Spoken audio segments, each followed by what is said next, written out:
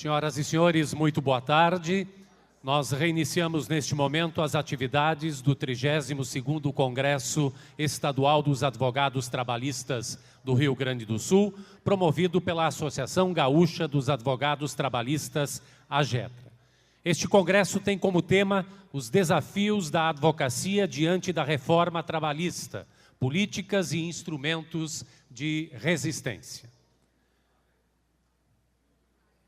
E esse congresso está debatendo o futuro da advocacia diante dos efeitos da reforma trabalhista, com enfoque no exercício da cidadania e da representação coletiva, bem como no tocante à fragilização das relações humanas e de trabalho, com o advento das novas tecnologias e novas modalidades de contratos. Além disso, o Congresso tem a pretensão de valorizar a atuação das mulheres na sociedade civil e na advocacia.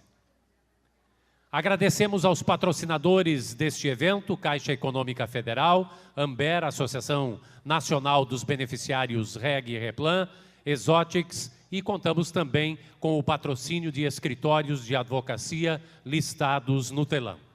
Agradecemos aos parceiros, Caixa de Assistência dos Advogados do Rio Grande do Sul e Ordem dos Advogados do Rio Grande do Sul.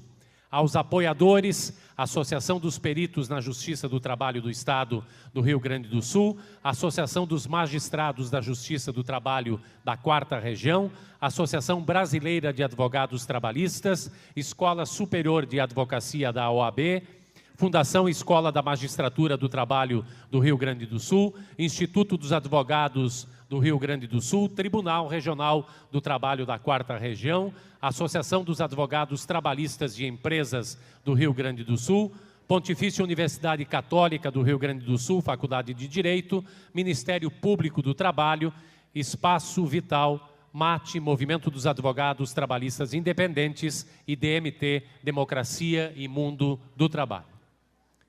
Lembramos a todos que o material das palestras, quando autorizados pelos nossos palestrantes, serão disponibilizados no site do evento dentro de até 7 dias úteis após o congresso. Nós teremos espaço para perguntas ao final de cada painel, se houver tempo disponível para isso, portanto, formulem suas perguntas por escrito, coloquem o e-mail também, se não houver tempo disponível, estaremos respondendo posteriormente via e-mail. O terceiro painel do Congresso abordará o tema Dignidade Humana e Inclusão Social. Convidamos para a composição deste painel, como coordenador, o Dr. Antônio Vicente Martins, ex-presidente da AGETRA.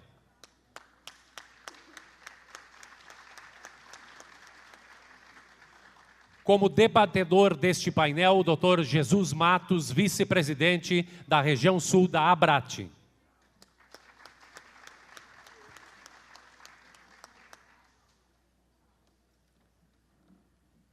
E os nossos painelistas, doutora Maria Cecília Máximo Teodoro, de Minas Gerais, com o tema O Mercado de Trabalho da Mulher.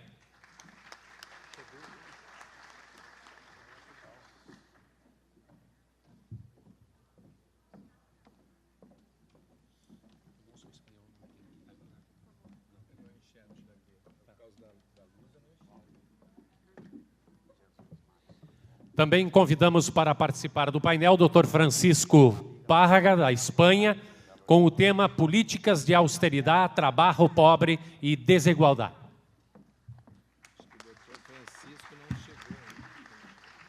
Dr. Francisco está a caminho, ele comporá o painel assim que estiver presente aqui no auditório. Então, de imediato, nós passamos a palavra ao Dr. Antônio Vicente Martins para a condução dos trabalhos deste painel. Boa tarde a todas e a todos. Quero, em primeiro lugar, agradecer o convite da diretoria da AGETRA para coordenar essa mesa e também, da mesma forma que o colega Pedro Osório fez no início da apresentação do segundo painel, nós, até porque estamos atrasados, passamos imediatamente à apresentação da nossa convidada presente, por enquanto, né, professora Maria Cecília. E depois, quando o professor Francisco tiver chegado, a gente também faz a apresentação. A doutora Maria Cecília Máximo Teodoro vai falar para esse evento sobre o tema O Mercado de Trabalho da Mulher. A doutora Maria Cecília é pós-doutora em Direito do Trabalho pela Universidade de Castilla de la Mancha, com bolsa de pesquisa da CAPES, doutora em Direito do Trabalho e Seguridade Social pela USP, da Universidade de São Paulo, mestre em Direito do Trabalho pela PUC, Minas Gerais, graduada em Direito pela PUC, Minas Gerais, professora de Direito do Trabalho no programa de pós-graduação em Direito e da graduação da PUC, Minas Gerais, membro reeleita do colegiado do programa de pós-graduação em Direito da PUC, Minas Gerais, para o triênio, professora convidada do mestrado em Direito do Trabalho da Universidade Externado da Colômbia, pesquisadora e autora de livros e artigos. E também compõe essa mesa o meu colega Jesus Matos, advogado, vice-presidente da região sul da ABRAT, e que servirá de provocador mais do que debatedor depois da exposição dos nossos convidados. Então, passo a palavra para a professora a doutora Maria Cecília. Tem um PowerPoint que eu enviei. Eu prefiro falar lá.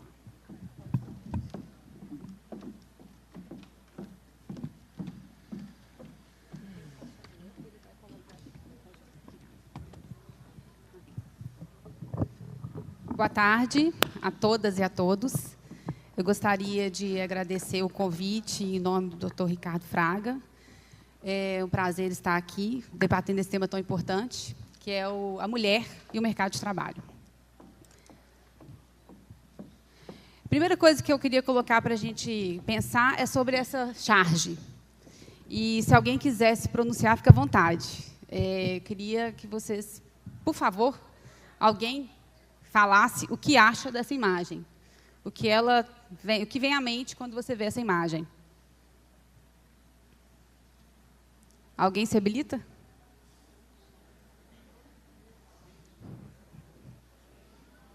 Vai começar provocando, é isso? Da sobrecarga da mulher.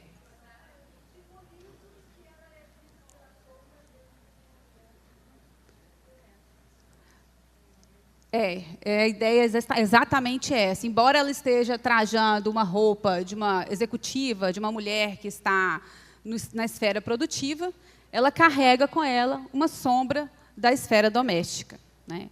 É esse o estigma que a mulher carrega ainda hoje, né, no mercado de trabalho, na sociedade brasileira. Essa mulher, ainda que ela esteja inserida no mercado produtivo, e ela está, em sua maioria, em relação aos homens, ela ainda carrega o estigma de pertencer ao ambiente doméstico. Quando a gente vai falar, então, de gênero e mercado de trabalho, nós temos que as mulheres sofrem discriminação no mercado de trabalho.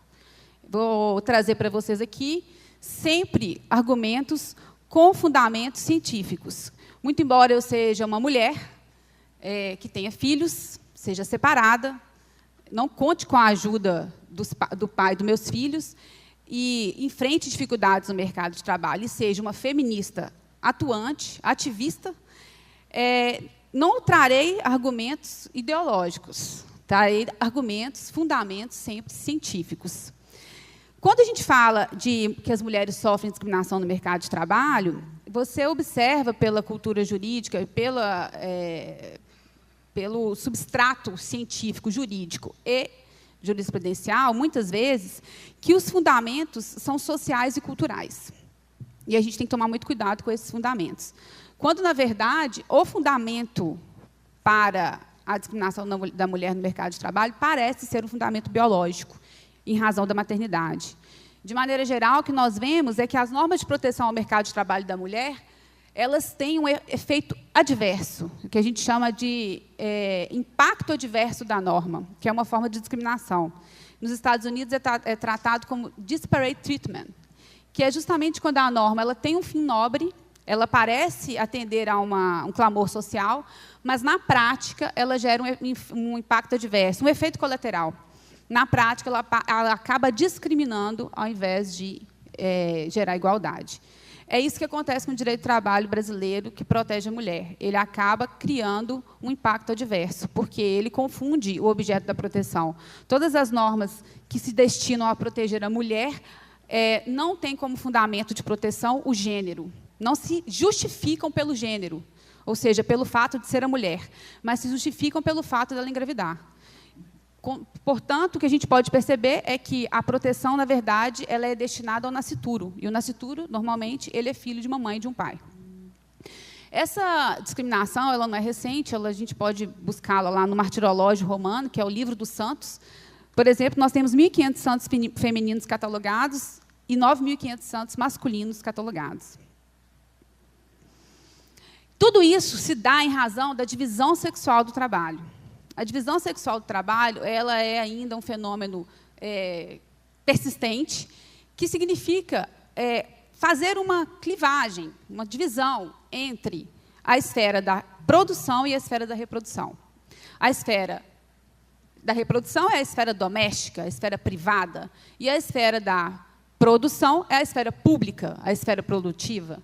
A mulher, na sociedade culturalmente machista e patriarcal que nós vivenciamos, não só nós, mas, de maneira geral, o mundo, mas os países da América Latina, de uma maneira mais exacerbada, nós temos que às mulheres é reservado o espaço doméstico, é reservado o espaço privado, o espaço reprodutivo de maternidade, de cuidado dos filhos, cuidado das questões da casa, e cuidado dos idosos, cuidado dos doentes. E ao homem é reservado o espaço público, o espaço produtivo do mercado econômico, da cadeia produtiva, que faz circular dinheiro na economia, que faz gerar consumo.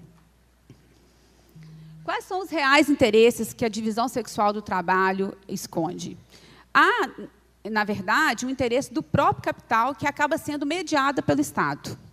E há ainda, em via inversa, um interesse do Estado, que é também mediado pelo capital. E isso é assegurado através de alguns fatores. Por exemplo, todo cuidado, todo trabalho de cuidado, ele esconde a divisão sexual do trabalho. Ele esconde essa naturalização do cuidado na figura da mulher é muito perigosa e deve ser questionada. Essa ideia de que a mulher é naturalmente mais doce, que a mulher é naturalmente mais cuidadosa, que mãe é mãe, pai não, né? Mãe é mãe. Que a mulher ela tem mais jeito para as coisas da casa, que a mulher ela sabe fazer melhor as coisas, que a mulher cozinha, ela tem mais aptidão para o fogão, o que está caindo por terra, né? Porque está havendo uma colonização gourmetizada de espaços que são, outrora, ocupados por mulheres sem uma mensuração econômica, como, por exemplo, a gastronomia. Se vocês observarem, foi um espaço que era eminentemente, culturalmente, tradicionalmente ocupado por mulheres, sem apreciação econômica, porque no âmbito privado, e agora passa a ser ocupado maciçamente pelos homens, mas de uma maneira machista também, retirando o espaço da mulher. Se vocês observarem, os programas de culinária são basicamente ocupados por homem, né? Então, quando há a ocupação do espaço outrora ocupado pela mulher, essa ocupação se dá de maneira econômica e de maneira machista, né? Sem a participação da mulher. Então, quando você naturaliza essa ideia de que a mulher tem esse dom de cuidar, você acaba naturalizando a divisão sexual do trabalho. E isso interessa ao próprio Estado. Por quê? Porque essa mulher que sai do mercado econômico ou acaba passando para atividades em tempo parcial, atividades mais precarizadas, para conciliar cuidado, eu acabo desonerando o Estado da obrigação de conceder, por exemplo, creches públicas, o cuidado do Estado, por exemplo, de prover casas de cuidado, asilos para as pessoas idosas. Eu desonero o Estado da obrigação de cuidar das pessoas com deficiência. Por quê? Porque, normalmente, você vai encontrar uma mulher que vai ficar em casa cuidando dessas pessoas. Você também cria um exército de reserva barato e dispensável. A mulher ela acaba se tornando uma força de trabalho secundária. Você tem ainda que o Estado se aproveita, e o próprio capital, de um serviço doméstico com baixa remuneração. porque o serviço doméstico é eminentemente ocupado por mulheres negras, mulheres pobres, portanto, com menor qualificação e baixa remuneração. E você tem ainda o aproveitamento do serviço doméstico não remunerado, porque a dona de casa não recebe salário, a dona de casa não tem benefício previdenciário, a dona de casa não está inserida na economia. E quem é dona de casa sabe que não é bem por aí, né? É bem árduo esse papel. Bom, quais são as consequências dessa divisão sexual do trabalho? Primeiro, há uma total ausência de harmonia entre os afazeres domésticos, entre homens e mulheres. Os afazeres domésticos ficam eminentemente por conta das mulheres. Isso leva a uma sobrecarga da mulher, a famosa dupla jornada, porque essa mulher ela está inserida no mercado de trabalho, mas ela enfrenta, né, a sua segunda jornada quando chega em casa, e vai cuidar dos filhos, vai fazer a janta, vai arrumar a casa. Ela se torna essa força de trabalho secundária, ocupando a maior parte dos postos de trabalho precários, terceirizados, agora o trabalho intermitente, trabalho em tempo parcial. O direito do trabalho, então, nós vamos ver, o direito do trabalho que protege a mulher, ele fundamenta-se na divisão sexual do trabalho. A mulher, como eu disse, ela entrou no mercado de trabalho, né? Alguns fatores influenciaram essa entrada dela maciça no mercado de trabalho. Primeiro, a diminuição do número de casamentos, o aumento do número de divórcios e uniões estáveis, o declínio da natalidade pelo controle de fertilidade. Na Europa, de maneira geral, a gente tem ainda uma participação melhor, porque a liberdade do uso da pílula é já muito mais antiga do que no Brasil, e existe a gratuidade e a liberalização do aborto, que é uma discussão que foi travada aqui no Brasil, né, e acabou se definindo pela não liberdade, né, da mulher de decidir sobre o seu próprio corpo, o que acaba dificultando, acirrando ainda mais a sua participação no mercado de trabalho. Todos esses fatores, então, vão influenciar na participação e na permanência da mulher no mercado de trabalho. Como eu disse, a mulher ela sofre discriminação no mercado. O rendimento médio real por gênero, conforme mostra o gráfico, mostra essa distorção. O total é verde, laranja é homens e o lilás é mulheres. Vejam na última coluna, que é o segundo trimestre de 2017, a diferença de remuneração. Ela é bastante significativa, isso considerando a mesma função ocupada. Então, os homens recebem, em média, R$ 2.341, acima da média, sem distinção de gênero, que é de 2.104, e as mulheres recebem, em média, R$ 1.787. Aqui nós temos a distribuição percentual nos cargos de direção das pessoas com idade de 25 anos ou mais por gênero e cor no Brasil. Porque essa é uma outra dificuldade das mulheres, nós vamos ver aqui, as mulheres não conseguem ocupar os altos escalões das empresas. Então, você tem homens brancos, azul claro, 42,6%, homens negros, azul escuro, 19,6%, mulheres brancas, 25,4% em lilás, mulheres negras, 10,8% em vermelho.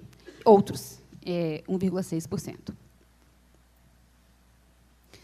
Desigualdade salarial. Diferença entre rendimento médio de homens e mulheres chega a R$ 500. Média nacional, mulheres, 1.522, homens, 2.012. Por quê? Aí a gente vai levantar algumas hipóteses aqui. Por que a mulher é discriminada no mercado de trabalho? Porque ela, mesmo ocupando as mesmas funções, ainda recebe, em média, 27,5% menos que os homens. Primeira hipótese. Seria porque há uma menor participação da mulher no mercado produtivo? Segunda hipótese. Esqueci de passar, né, gente? Desculpa. Há uma baixa qualificação das mulheres que justifique o desnível salarial? Terceira hipótese. Ou é porque engravidam? Então, vamos às hipóteses, uma a uma. Primeira hipótese, a participação da mulher no mercado de trabalho. PNAD, Pesquisa Nacional por Amostragem de Domicílio de 2013, diz que as mulheres representam 43,6% da população economicamente ativa e 42,6% da população ocupada. Esse número é muito robusto. Entre 1981 e 2002, a taxa esse percentual de participação da mulher no mercado, ela passou de 32% para 46,6%. E a dos homens caiu, de 74% para 71%. A pesquisa mensal de emprego de 2016, realizada pelo IBGE, vai mostrar que as mulheres representam 54,3% da população em idade ativa e representam 46,7% da população economicamente ativa.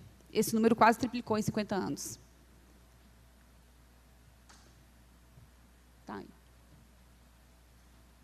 Portanto, primeira hipótese, pouca participação no mercado produtivo. Não se confirma. O desnível salarial, a discriminação salarial remuneratória da mulher no mercado de trabalho não se justifica pela sua menor participação no mercado produtivo. Ela está aí de maneira bastante opulenta, né, participando do mercado. A segunda hipótese que a gente levanta é se a mulher é menos qualificada, o que justificaria o seu desnível salarial. Média de anos de estudo, pessoas ocupadas em 2015. Dados do IPEA, ok? Mulheres, 9,7 anos de estudo. Homens, 8,5 anos de estudo. As mulheres estudam, em média, mais anos do que os homens. Proporção de 12 anos ou mais de estudo em 2015. Mulheres, 20,2%. Homens, 16,7%. Portanto, as mulheres estudam mais do que os homens. Taxa de escolarização líquida no ensino superior em 2015. Mulheres, 20,7%. Homem, 14,9%. Taxa de analfabetismo em 2015. Mulheres, 7,7%. Homens, 8,3%. Censo da Educação Superior de 2016. Ai, gente, estou esquecendo de passar, né? Desculpa. Então, vejam aí, a gente tem taxa de escolarização líquida e taxa de analfabetismo.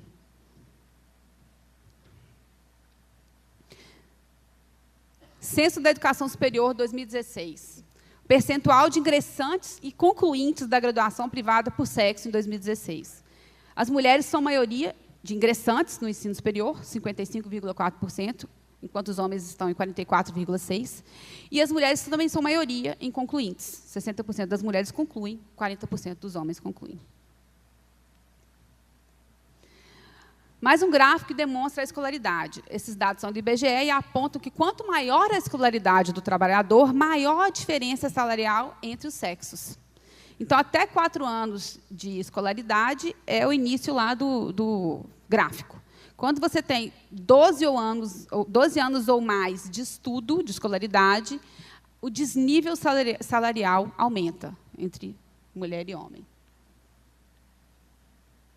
Portanto, a segunda hipótese, de que as mulheres são menos qualificadas, também não se confirma.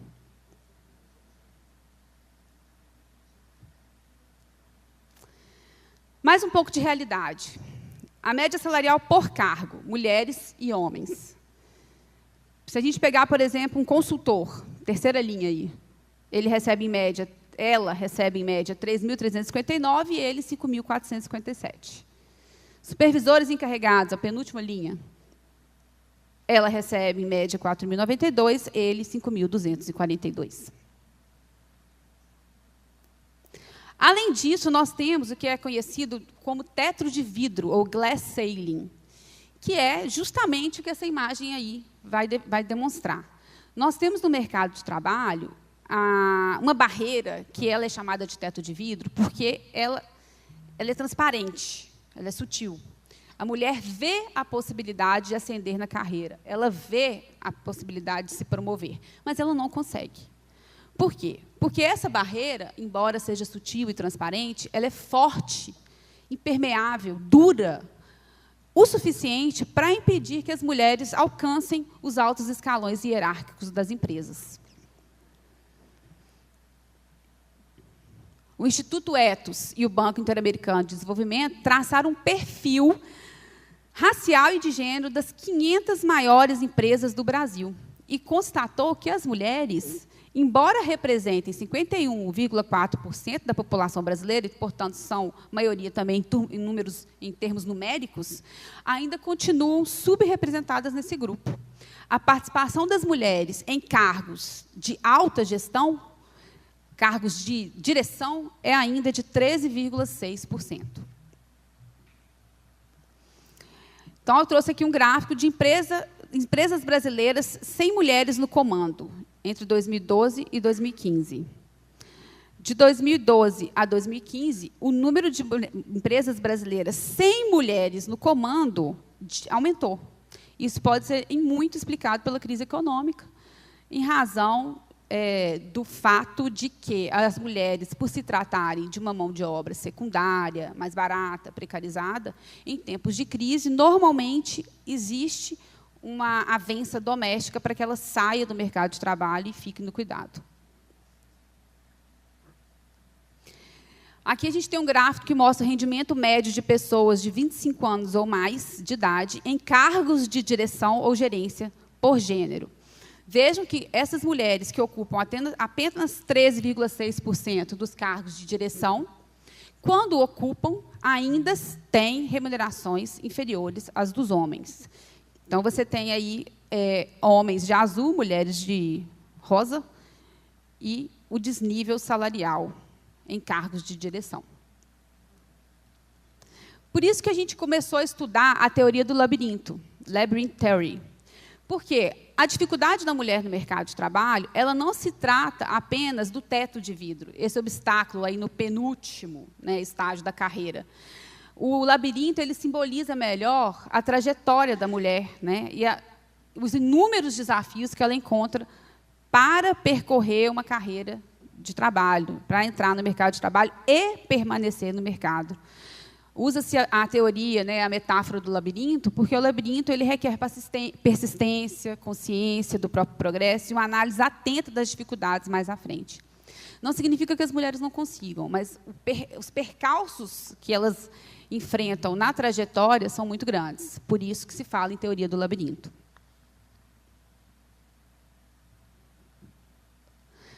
Algumas situações vão dificultar a saída do labirinto, ou vão corroborar a ideia da teoria do labirinto. Nós temos algumas situações que estão sendo estudadas, principalmente no direito do trabalho feminino, da mulher, que são conhecidas como interrupting, appropriating, mansplaining e gaslighting. O interrupting, ele significa a situação, o fenômeno, da mulher ser interrompida toda vez que tenta falar. Isso é muito comum em reuniões, né? Isso é muito comum em órgãos colegiados, e isso é muito comum até mesmo ali no bar, né? No boteco ao lado da sua casa, quando há homens e mulheres. Normalmente, existe muito a prática do interrupting. A gente tem o exemplo era um vídeo, não sei por que não está... Como que faz para passar?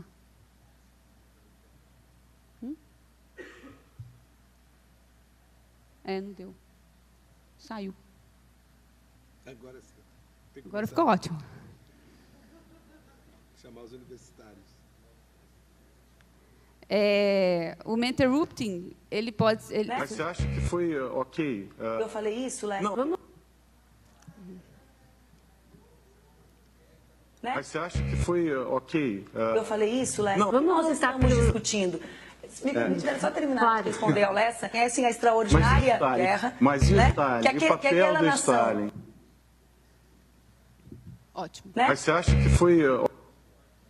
Nós temos o appropriating. O appropriating, ele vem de brother, que é irmão, e creating, de appropriation, que é o fenômeno que ocorre quando a mulher traz uma ideia na sua reunião de pauta, na sua reunião de trabalho, e o homem, em seguida, se apropria da sua ideia e colhe os frutos, os louros da sua ideia, como se dele fosse.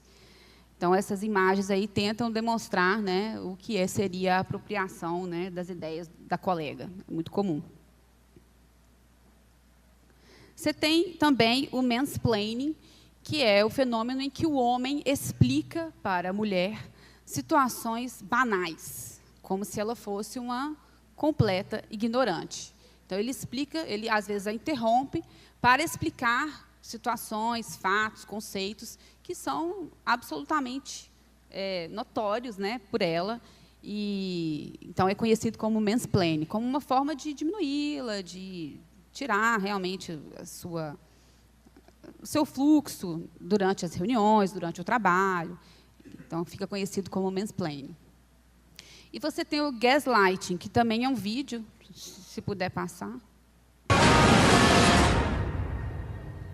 Why are you here? Because I'm afraid of myself.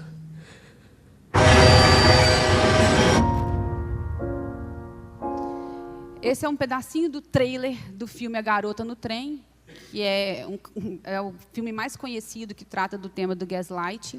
O gaslighting está em voga hoje porque, não sei se vocês viram nos noticiários, uma menina mineira que foi espancada pelo namorado, né, nos Estados Unidos.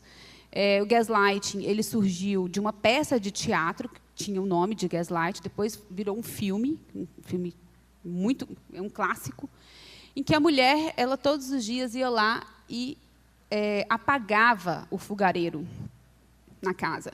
E o homem, o marido, o companheiro, ele ia lá e acendia. Ela chegava e falava, nossa, mas eu apaguei. Não, você não apagou, querida. Olha lá, está aceso. E ela ia lá, apagava e ele acendia de novo, sem que ela pudesse perceber. Até que ela ficou louca. Então, essa cena, ela fala, eu estou aqui, o analista pergunta, por que você está aqui? Ela falou, porque eu estou com medo de mim mesma. Né? Esse filme é muito interessante e ele mostra esse fenômeno do gaslight. O gaslight ele também é presente no trabalho, quando o interlocutor, o colega, começa a criar situações, com a ajuda de outros ou não, para que essa mulher acabe duvidando da sua própria capacidade, acabe duvidando de si mesma, gerando um efeito, até muitas vezes, de burnout, que é abandonar o emprego. Portanto, a terceira hipótese. A discriminação no mercado de trabalho da mulher é porque elas engravidam? Vamos lá. Esses dois gráficos mostram a taxa de ocupação feminina versus o número de filhos em creche. Ali, em verde, 20%, nós temos quando todos os filhos frequentam a creche. 2% quando algum filho frequenta a creche. E cinza, nenhum filho frequenta a creche. Em termos inversos, se todos os filhos frequentam a creche, nós temos uma participação, um número de mulheres ocupadas, um percentual de mulheres ocupadas de 72,9%. Se apenas um dos filhos frequenta a creche, essa ocupação das mulheres já cai para 48,7%. Se nenhum filho frequenta a creche, o número de mulheres ocupadas cai para 42,6%. Ou seja, a oferta de creches para os filhos implica diretamente na maior participação das mulheres no mercado de trabalho, o que, por uma questão de lógica, demonstra que o cuidado com os filhos interfere na participação da mulher no mercado de trabalho, porque existe uma desarmonia nas divisões de tarefas domésticas. Portanto, o que a gente percebe é que o direito do trabalho da mulher no Brasil, ele é um modelo de proteção do trabalho da mulher estabelecido por homens, mediado por uma tradição patriarcal. A proposta que a gente faz, então, né, diante de todo esse diagnóstico, é uma releitura das normas de proteção do trabalho da mulher. Porque, até então, muitas de vocês, e talvez muitos de vocês, devem estar pensando assim, então, seria o caso de retirar as normas de proteção da mulher específicas? Não, em absoluto, porque o direito do trabalho, através do artigo 7º caput da Constituição Federal, ele expressa o princípio da progressividade dos direitos trabalhistas, que não permite retrocesso. Parece que o legislador reformista esqueceu de ler o artigo 7º, mas, em tese, constitucionalmente, o direito do trabalho ele deve progredir, melhorar. Portanto, não é possível sequer se cogitar na retirada dos direitos da mulher, de proteção da mulher. Mas, por uma questão de igualdade de gênero, poderíamos pensar na extensão dos direitos privativos das mulheres aos homens, e a gente vai ver que é perfeitamente possível. E ainda há que se falar de uma perspectiva econômica, porque muitos dos que defendem o direito do trabalho partem de uma perspectiva apenas humana e social. Mas o direito do trabalho ele tem esse caráter híbrido, polivalente. O direito do trabalho, enquanto fruto do sistema capitalista, ele é um instrumento do sistema capitalista. É o direito do trabalho que permite, no modelo econômico capitalista, que eu explore a outra pessoa em troca de uma remuneração. Portanto, ele é um instituto eminentemente econômico também. Obviamente que o direito do trabalho vem com uma perspectiva também humana, porque, diferentemente do Estado neoliberal, que é mediado pelo interesse do capital e abandona as questões sociais, o direito do trabalho ele não é um instrumento de solução econômica. Ele é um instrumento, um contraponto, talvez contra-hegemônico, no sistema capitalista, porque ele pende para a questão social, para a proteção, para o olhar sobre o ser humano que trabalha. Portanto, quando nós estamos falando de direito do trabalho, é preciso também que a gente faça uma análise econômica. A gente tem que jogar com as regras do próprio sistema. E quando eu estendo para os homens os direitos que são privativos das mulheres, eu igualo homens e mulheres em custo. Porque, obviamente, se eu tenho uma mulher e um homem, idade reprodutiva, com a mesma qualificação, eu vou dar preferência para o homem, porque a mulher é mais cara para o mercado. Portanto, se eu igualo os direitos das mulheres e dos homens, eu igualo o custo de homens e mulheres no mercado de trabalho. Portanto, a releitura da norma, e não necessariamente a sua mudança legislativa, numa leitura constitucional, ela é capaz de mudar, inclusive, a cultura. Né? Ela pode gerar uma mudança cultural. Né? Ela pode, inclusive, ser um instrumento de combate à divisão sexual do trabalho. Vocês têm exemplos aí de leis que mudaram a cultura. Você tem, por exemplo, a lei seca, que mudou a cultura do brasileiro. Né? As estatísticas demonstram isso. Você tem o Código de Trânsito Nacional, que também mudou a cultura do brasileiro, que hoje usa o cinto de segurança, diminuiu o número de acidentes. Você tem, por exemplo, a lei antifumo. Né? Hoje o Brasil é um dos campeões em números, talvez um dos únicos rankings que ele ocupe, né? De coisa boa. Os brasileiros fumam pouco. Né? Isso em razão da lei que proibiu o fumo em locais fechados, dificultou a vida do fumante. Né? Então, a gente acredita realmente que a lei ela tem ou a interpretação da norma é possível mudar a cultura. Então, vamos a alguns exemplos. A Constituição da República, de 88, ela prevê lá no rol dos direitos fundamentais, no artigo 5º, inciso 1º, que homens e mulheres são iguais em direitos e obrigações. Lá no artigo 7º, dos direitos sociais, no inciso 20, a Constituição diz que o mercado de trabalho da mulher deve ser protegido mediante incentivos específicos nos termos da lei. Vejam que, embora essa balança aí esteja equilibrada, ela está um pouco torta, né? Ela não está tão equilibrada assim. Parece que o homem tem um maior peso nesse jogo do mercado. O artigo 6º, só 5 minutos? O artigo 6º, ele vai inaugurar... Professora, vou dar uma prorrogação para a senhora. Fique bem à vontade. Obrigada. O artigo 6º, ele inaugura o capítulo dos direitos sociais.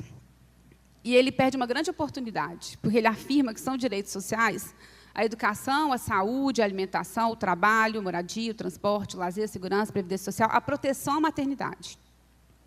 O artigo 201, inciso 2, prevê a proteção à maternidade, especialmente à gestante. Por que não a proteção à parentalidade?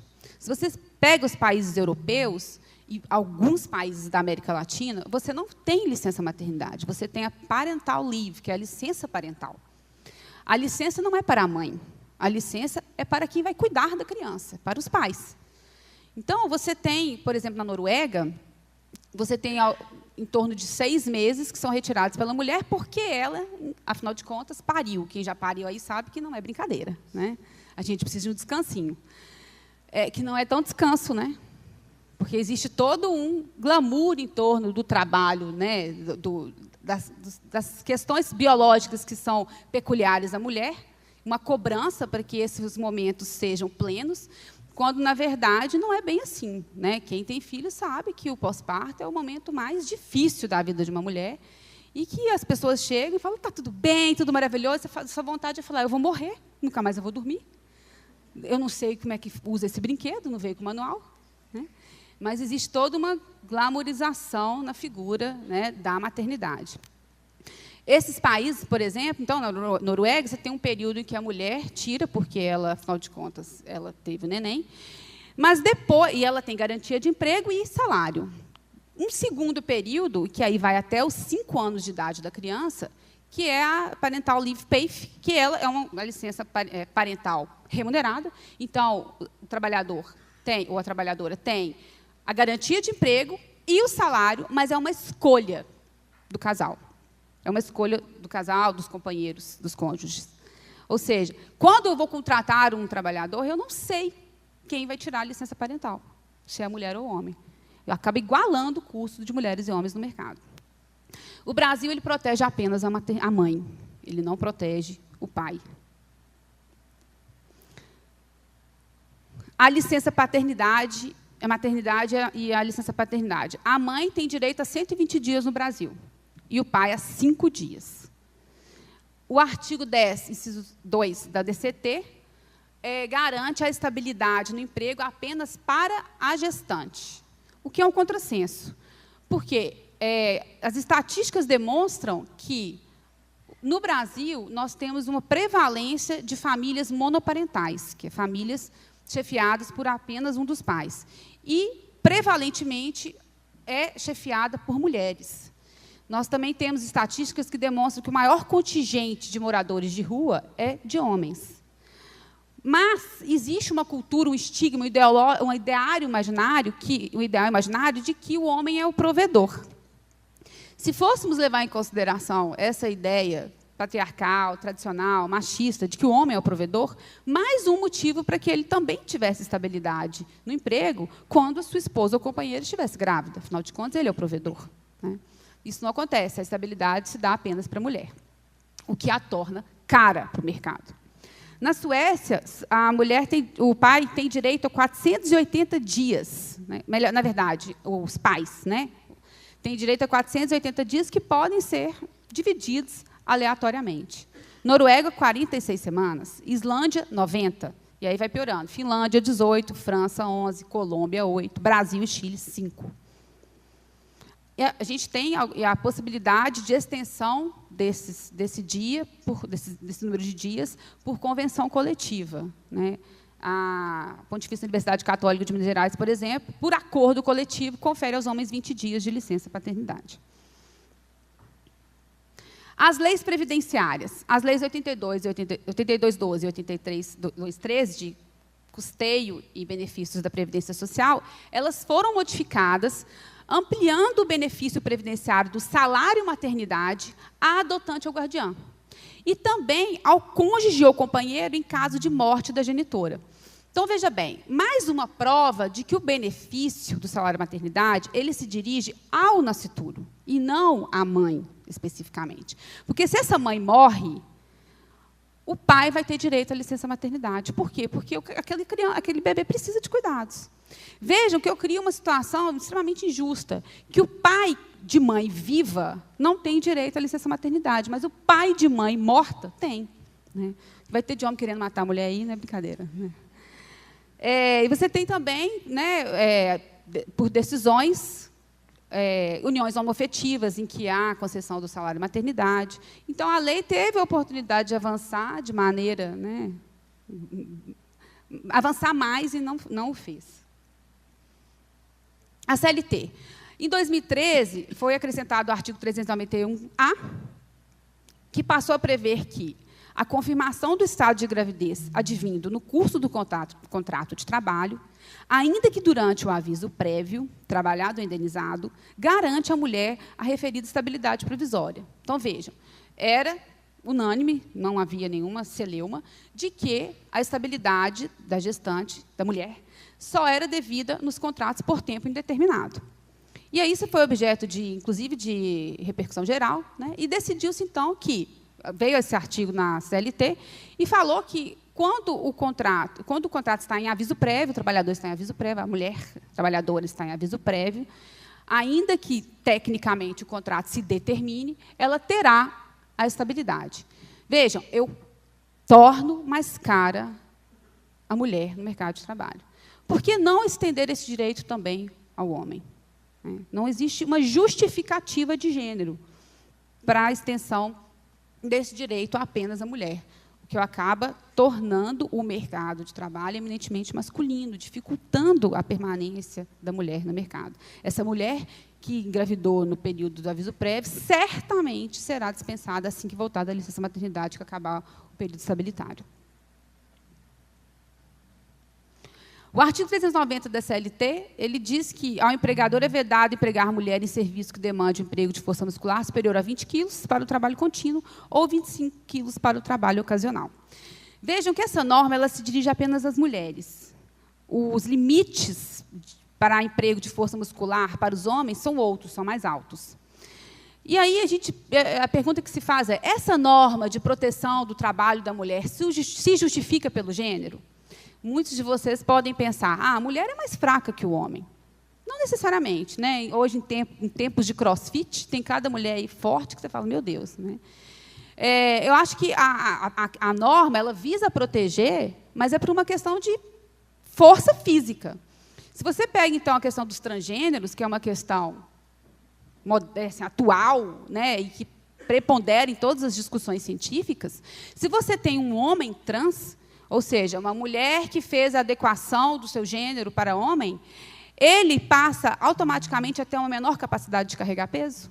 E o contrário, o homem, ele passa a ter uma capacidade de carregar mais peso porque adequou o seu gênero?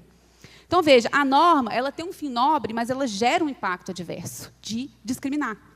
Porque, na verdade, o objeto da proteção é o vigor físico, e não necessariamente o gênero. Essa norma poderia ser relida para entender que, por faixa de peso, por capacidade física, teria uma limitação. Ou, então, interpretar que o limite é o mínimo para todo mundo, indistintamente. Ainda no que se refere à proteção, o artigo 373-A, também foi acrescentado, inciso 6, na CLT, prevendo que é vedado proceder o empregador ou preposto a revistas íntimas nas empregadas ou funcionárias.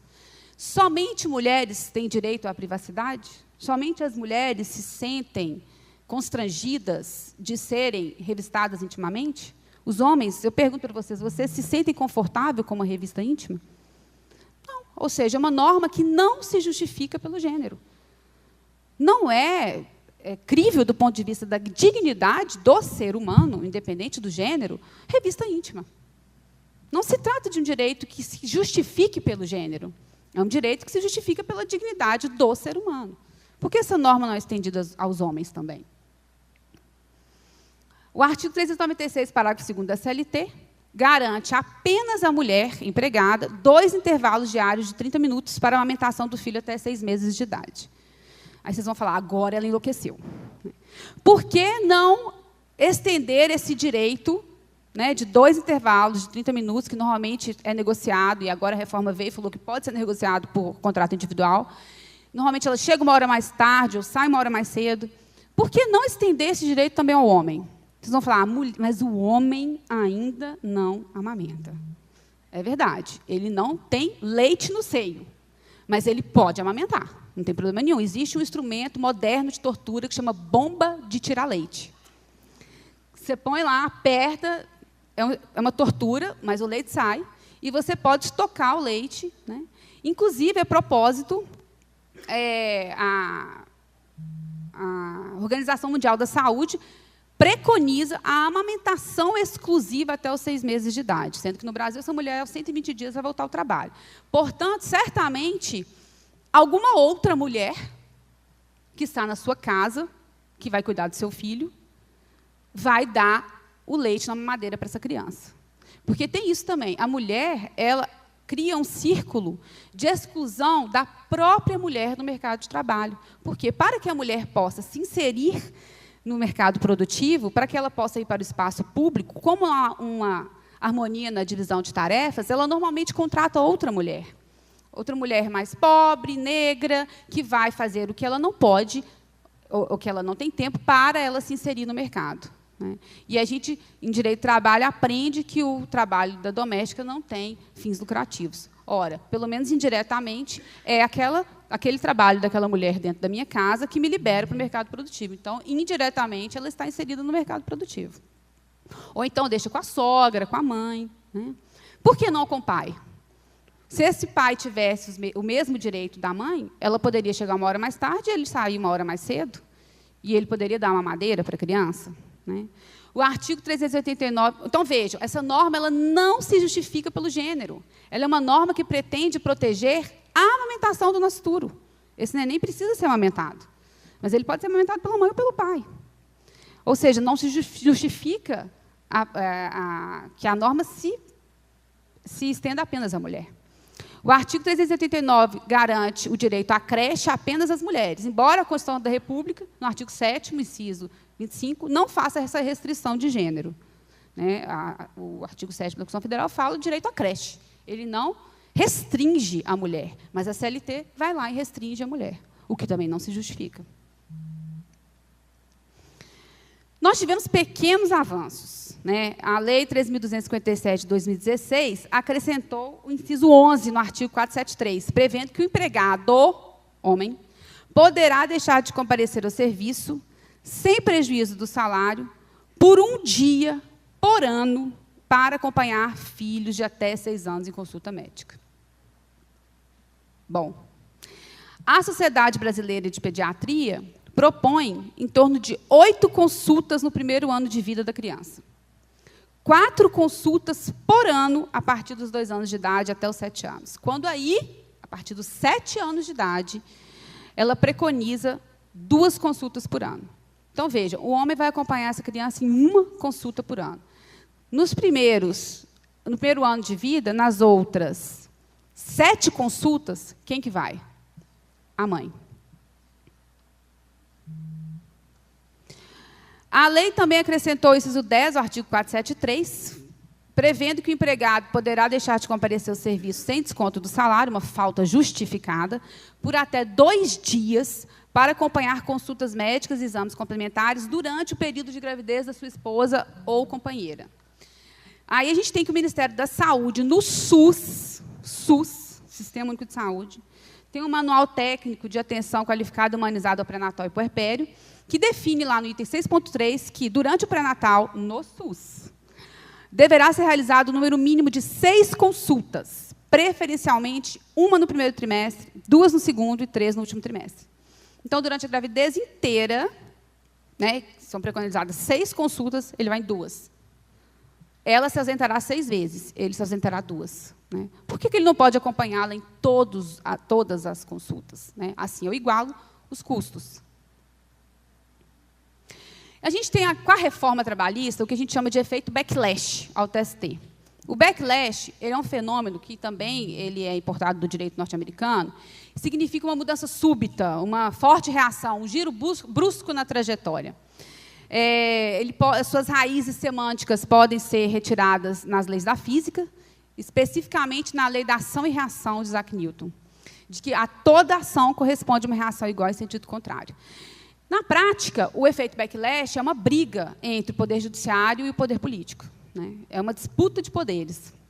O que a gente percebe pela reforma é que nós tínhamos, por exemplo, uma norma de proteção ao direito do trabalho da mulher, dizendo que, lá no capítulo da CLT de proteção ao mercado de trabalho da mulher, dizendo que, antes dela entrar no período extraordinário de trabalho, ela tinha direito a um intervalo de 15 minutos.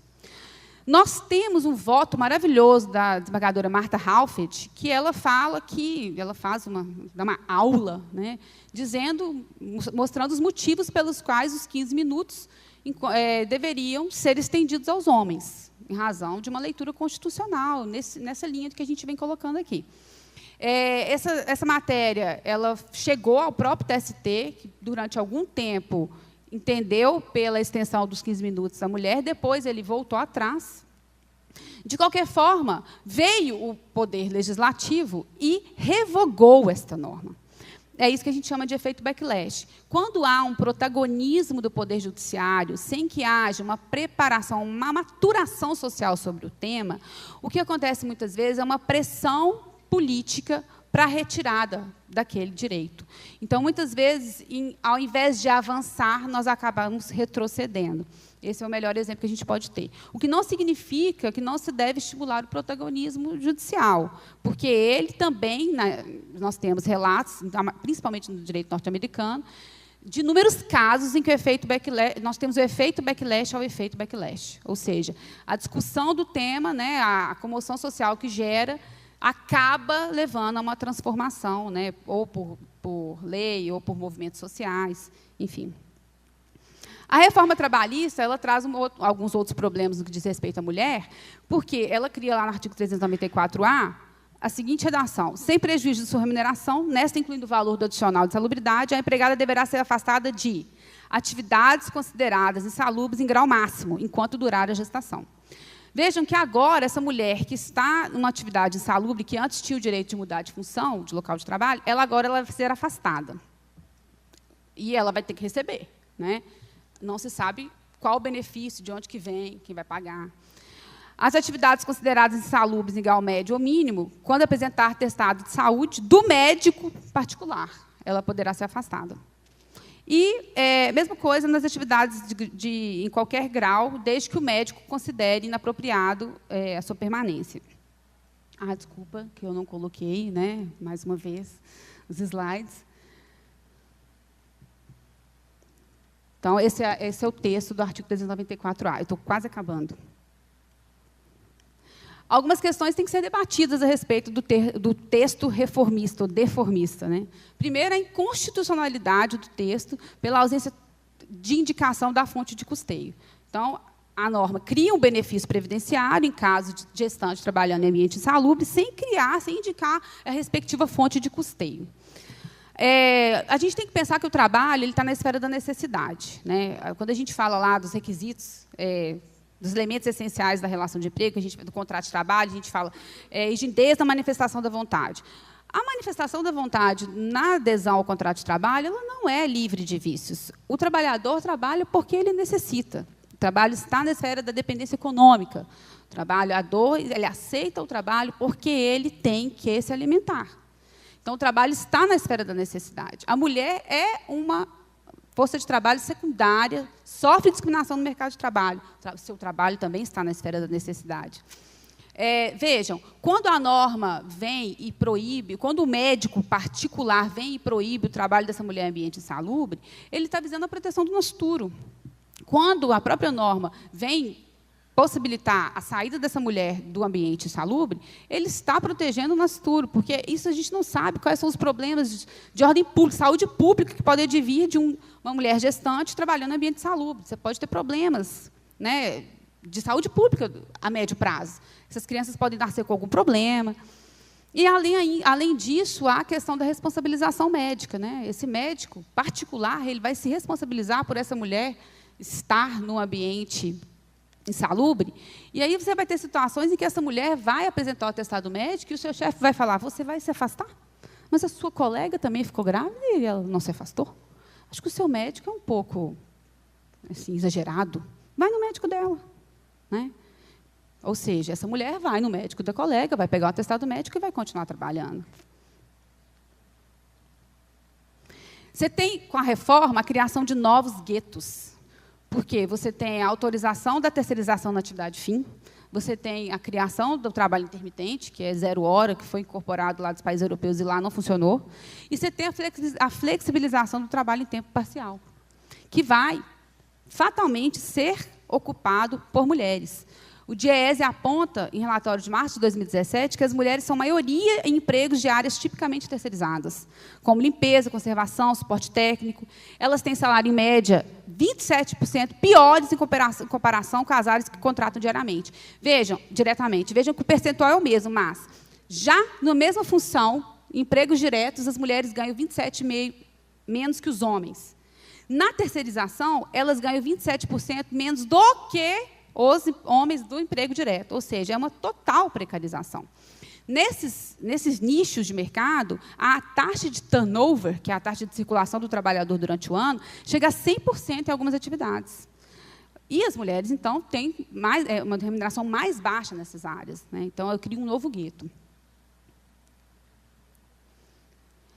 Essa taxa, esse gráfico mostra a taxa de rotatividade descontada em atividades tipicamente terceirizadas e tipicamente contratantes. Vejam a taxa de rotatividade entre contratantes e terceirizados. Verde é contratantes, terceirizados é vermelho. A taxa é muito alta, a diferença. Você tem aqui nesse gráfico a proporção de trabalhadores precarizados na população de 16 anos ou mais, segundo cor, raça e sexo. Então, vejam, azul escuro, negros, total, brancos, total, vermelho, homens brancos, verde, mulheres brancas, roxo, homens negros, azul claro, mulheres negras, são as mais discriminadas, a primeira linha lá, amarelo, laranja, mulheres, total, lilás, homens, total, bordô, não sei que cor é essa, salmão, e total, verde claro. Então, vejam como que as mulheres ocupam trabalhos precarizados. Parece que a nossa terceira hipótese foi confirmada. A discriminação no mercado de trabalho da mulher se dá em razão do fato dela engravidar. O caminho está em nossas mãos, advogados, né? Embora na América Latina inúmeros países adotem a possibilidade de julgamento extra e ultra petita quando se tratar de direitos fundamentais e estiverem provados nos autos, no Brasil ainda não. Aí a gente tem que pedir. Então, cabe a nós, advogados, implementarmos novas teses, fazermos pedidos novos, né, que tragam teses novas, para que a gente possa, de repente, mudar a situação posta. Obrigada.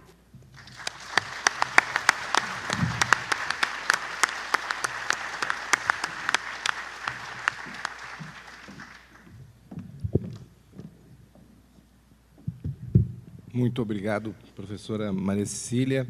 Certamente trouxe um olhar bastante distinto e reflexões profundas sobre um tema que é fundamental para o direito do trabalho e acho que muitos de nós aqui, falo pelos colegas advogados, né, se enxergou em algumas daquelas situações ali, professora Maria Cecília. Mas a gente está procurando melhorar, prometo isso. Eu vou fazer também a consideração que o professor Francisco Trillo Parraga, da Espanha, que estava confirmado para esse evento, ele enviou um e-mail para a nossa organização, se desculpando, teve um mal súbito ainda na Espanha e teve que ficar hospitalizado, inclusive, uma noite para fazer exames. Não se confirmou nenhum problema cardíaco nele, que era o grande temor, mas, evidentemente, ele não conseguiu embarcar e foi vetado pelo departamento médico, numa linguagem futebolística, que a gente pode dizer. Então, eu passo a palavra imediatamente ao colega Jesus, vai fazer alguma consideração. Também, acho que quem tiver alguma pergunta também pode passar aqui para a mesa por escrito, para que a gente também depois possa ouvir novamente a professora Maria Cecília para o encerramento. Bom, boa tarde a todos e a todas. É com prazer que eu participo desse painel. Eu queria, até não vou trazer do mercado privado de trabalho, mas eu, quando estava na faculdade, um juiz, professor meu, de renome aqui no Rio Grande do Sul, uma vez fez uma observação. Ele chegou assim e disse, olha, já teve uma época que os mestres eram muito bem remunerados. E ele atribuiu a subversão da remuneração ao fato das mulheres terem chegado com força no magistério.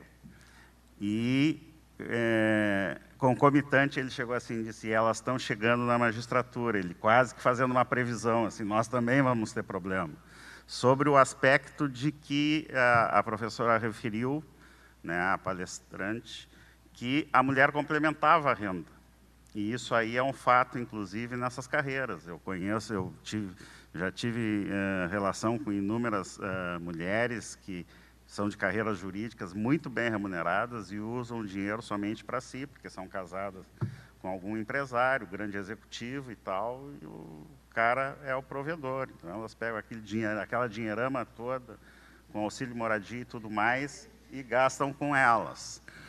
Então, dá para detectar essa resistência do homem a essa preocupação, porque eles entendem no movimento sindical que a mulher não é muito militante por causa justamente que ela, aquilo ali não é essencial por causa que ela é uma complementação de renda. E a outra coisa que me chama bastante atenção, e que é a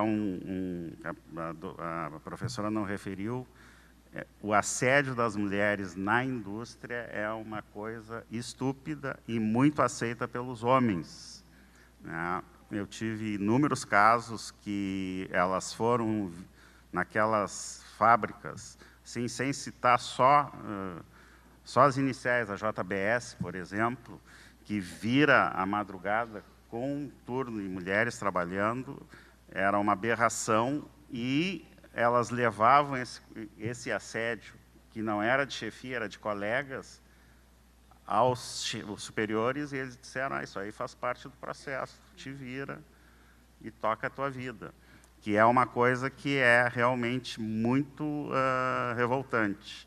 Então, eu queria botar esses pontos, não sei se no seu estudo contemplou alguma coisa nesse sentido.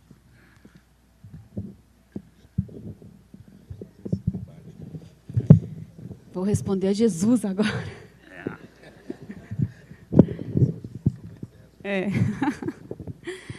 Bom, os estudos acerca do movimento feminista e das dificuldades da mulher no mercado de trabalho, eles são muito mais profundos, né, do que isso que a gente colocou aqui. Obviamente, do ponto de vista cultural, existe uma objetificação do corpo da mulher, né? Então, vejam que isso talvez até justifique o porquê da revista íntima ser só na mulher e não no homem. Então, sim, as mulheres elas sofrem em maior número assédios, né, moral e sexual. Isso é estatisticamente comprovado. Agora, quando o senhor fala a respeito das mulheres juízas, né, isso pode ser explicado, em parte, pelo seguinte. Se você pesquisar a trajetória da carreira da magistratura trabalhista, você observa que, em sua grande parte, ela é formada por jovens de classe alta que não passaram pela advocacia. Então, existe uma fratura, inclusive no processo de formação dos magistrados, no que diz respeito a essa formação ética e humanista. Existe um estudo de uma pesquisadora lá da PUC Minas, ela chama Isabelle Carvalho Curvo, e ela fez uma pesquisa profunda a respeito do perfil do magistrado do trabalho na década de 80 e de agora. E ela demonstra como que esse perfil mudou, né? De qualquer forma, eu acho perigoso falar isso, porque não é o que as estatísticas mostram. Elas mostram que, na verdade, as mulheres elas hoje são a maioria de chefes de família, né? Agora, situações como essa, que eu acredito que sejam excepcionais, elas só confirmam a regra. De alguma forma, elas poderiam ser explicadas pelo fato de que dinheiro é poder, né? Então, quem tem um maior poder econômico acaba submetendo quem não tem, né? Se você vê nos relatos de mulheres que foram vítimas de relacionamentos abusivos ou de mulheres que ficaram em casamento em razão da dependência econômica do marido, você vê que era uma relação de troca, realmente, né, em que o dinheiro conferia poder para, em troca, conseguir submissão, né? Então, isso acho que são dados alarmantes que mostram, mais uma vez, a necessidade de se equiparar, né, as condições das mulheres às dos homens no mercado de trabalho. Não sei se eu respondi bem a Jesus. É que eu fiz o link com a questão de que a mulher na carreira ela não é tão ativa na busca da melhor condição de salário, assim, de mobilização e tal. Isso aí eu estou te falando assim, porque eu advogo para sindicato que o público feminino é quase 90%. Todo esse parágrafo que tu leu aí é pauta nossa de discussão. Por exemplo, os comerciários, que tu briga pelo domingo aquele que ela ficasse em casa, e o feriado, que a gente até aprovou uma lei que tu deves conhecer, porque a gente justamente diz que a mulher no seio da família é muito mais útil à sociedade do que, às vezes, ela ir trabalhar no domingo para vender um chip, que é o que eles fazem, que o comércio faz. Ó, tu vem aqui trabalhar e, às vezes, não tem movimento. Eles querem a disponibilidade dela trabalhar, como a Ravan agora, essa loja de Santa Catarina, que está se instalando aqui no Rio Grande do Sul, que quer liberdade para trabalhar de noite e tal. E nós brigamos muito para que as mulheres tenham respeitados aqueles direitos que elas têm por lei, né? E observar que elas têm que cumprir um revezamento no trabalho do domingo e não podem trabalhar no feriado. Por quê? Porque elas são mães, quando o filho está em casa, elas estão trabalhando. Quando elas têm a folga durante a semana... Cadê o pai? Quando elas têm a folga durante a semana, o pai também trabalha, né? Quando elas têm a folga durante a semana, os guris estão na escola, né? E aí a gente trabalha muito essa questão de, olha, nós temos que preservar a família, o pai também, só que a mãe também é necessária em casa, né? Então... eu entendo essa pauta, mas eu ouso discordar do senhor, porque eu acho que é justamente isso sobre o que eu vim falar aqui. Eu acho que existe um erro de proteção de objeto. O objeto a ser protegido, o objeto jurídico a ser protegido não é a mulher, é a criança. E se nós reproduzirmos a ideia de que a mãe é mais importante dentro de casa, e que a mãe tem que estar com o filho, e que o pai pode estar na esfera produtiva, nós estamos mantendo um sistema que se baseia na divisão sexual do trabalho, e a gente está reproduzindo uma sociedade que é machista. Porque essa mulher ela quer fazer parte do mercado de trabalho em condições de igualdade com os homens, porque ela pretende ter remuneração igual à do homem. E para isso, ela precisa de uma mudança, a mudança deveria ocorrer antes na cultura. Ela deveria ter um respaldo do seu companheiro, né, no cuidado com os filhos, para que ela pudesse se liberar. Deveria ter uma harmonia nessa divisão, né, e não partindo da lei. Como isso não acontece, a gente passa para a proposta de que, então, a lei promova essa mudança.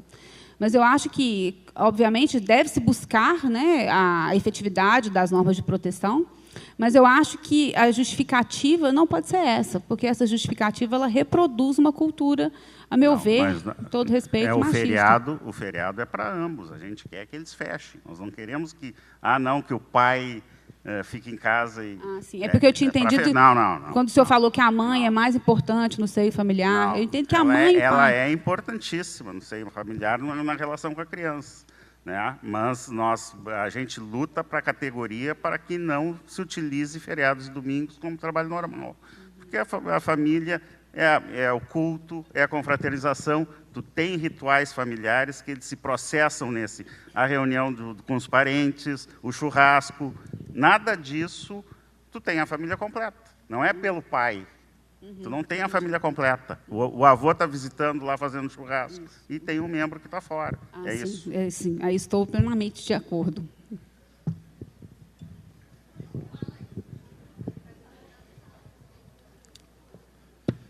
Jesus se aventurou num campo perigoso aqui, minado, eu diria.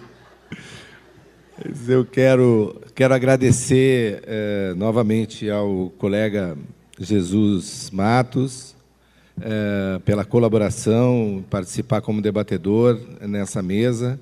Agradecer muito à professora Maria Cecília Máximo Teodoro.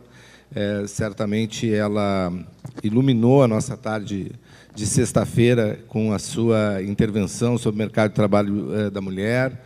Vai nos fazer refletir bastante, levar um tema de casa esse debate. E, no encerramento, eu já vou passar depois a palavra, que o mestre de cerimônias faz o chamado. Quero entregar para a professora um certificado, uma lembrança aqui dos organizadores do Congresso. E, novamente, agradecer, na pessoa do presidente João Vicente Araújo, da AGETRA, e da colega Mari, integrante da diretoria, o convite que me foi feito para participar dessa mesa como coordenador. Uma boa tarde a todos e a todas.